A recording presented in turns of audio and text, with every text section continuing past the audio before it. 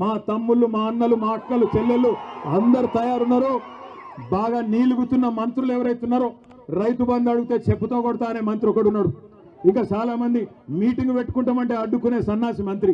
గింత భయపడతాడు ఎవడన్నా మీటింగ్ పెట్టుకుంటామంటే? గంత భయం ఎందుకు నీకు?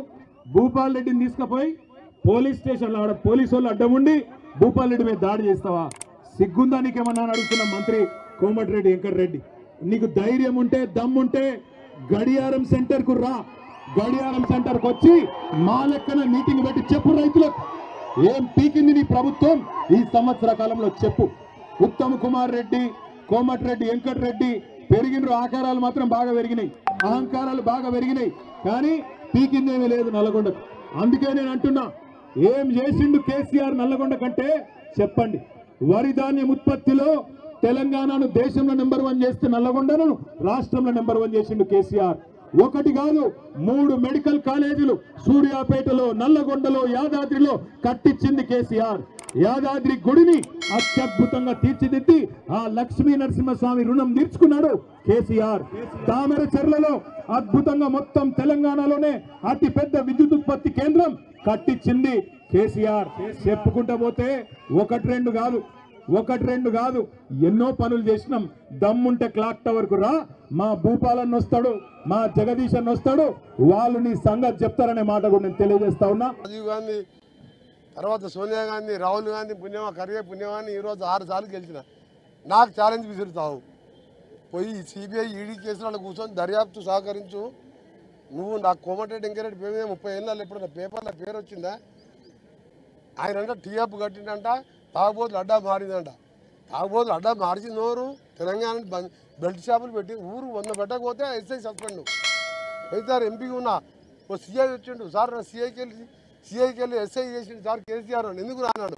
నీ ఏరియా బెల్ట్ షాపులు తక్కువ వచ్చినాయి, ఇన్కమ్ తక్కువ వచ్చింది కాబట్టి నువ్వు సస్పెండ్. అట్లా తాగుబోతులు అడ్డా చేసిందే కేసీఆర్. హెలికాప్టర్ ఎక్కి దిగుతప్పుడు మీరు చూసింది కదా, హెలికాప్టర్ ఎక్క దిగా చూసింది కదా. పెట్టింది వాళ్ళ అయ్యా టీఎఫ్ కట్టి తాగుబోతులు అడ్డదు.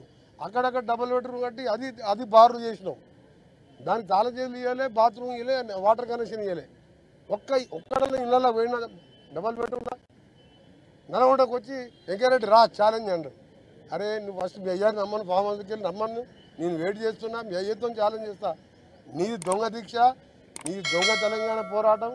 3 ఏళ్ళ మంత్రి పదవి వదిలిపెట్టుకొని ఈరోజు అసెంబ్లీలో కొట్లాడితే నన్ను ఎమ్మెల్యే శాసనసభ రద్దు చేసి ఇదే గాంధీ వాళ్ళు సత్యాగ్రహం చేసిన.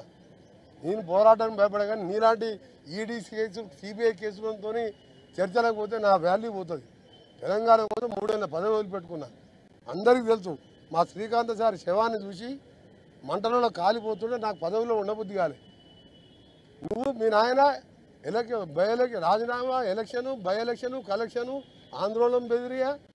నీకు నాకు పోటేది నాయన. నువ్వు నిమ్స్ హాస్పిటల్ దీక్ష చేసిన ఉప్మా తినుకుంటా విటమిన్ ఇంజక్షన్ తీసుకుంటా. గోనె ప్రకాశ్ రావు దగ్గర రిపోర్ట్ ఉంది. నేను గడియారం చౌరస్తాలో రోడ్డు మీద చేసిన ఉస్మానియాల రిపోర్ట్ తీసుకోండి. నేను చచ్చిపోయే పరిస్థితులు అరెస్ట్ చేపించాను కిరణ్ కుమార్ రెడ్డి, మా సొంత ముఖ్యమంత్రి. నన్ను పట్టుకొని ఛాలెంజ్ అంటే నవ్వుతురు పబ్లిక్ కాడ. నల్గొండ నవ్వుతురు. 11 సీట్లు ఒక్కొక్కటి 70,000తో 80,000తో ఎంపీలు 6 లక్షలు 4 లక్షలు గెలిస్తే ఈ బచ్చగాడు 5-6 వేల మంది లేరు. నేను పోయి రోడ్డు మీద నిలబడితే 10,000 మంది ఏమవుతారు నల్గొండ చౌరస్తల. మా పబ్లిక్ మీటింగ్ పెడితే అన్న పల్లీలు అమ్ముకున్నందుకు కూడా రాలే. దానితో నాకు ఛాలెంజ్ అయింది. అందుకని చెప్తున్నా, ఆ బచ్చగాన గురించి నేను మనం మాట్లాడేది. హరీష్ రావు చెప్తున్నా, నువ్వు ఎమ్మెల్యే, కేటీఆర్ నువ్వు ఎమ్మెల్యే, కేసీఆర్ అల్లుడు కొడుకు జాంతానా. ఇక్కడ చట్టం ఉంటుంది.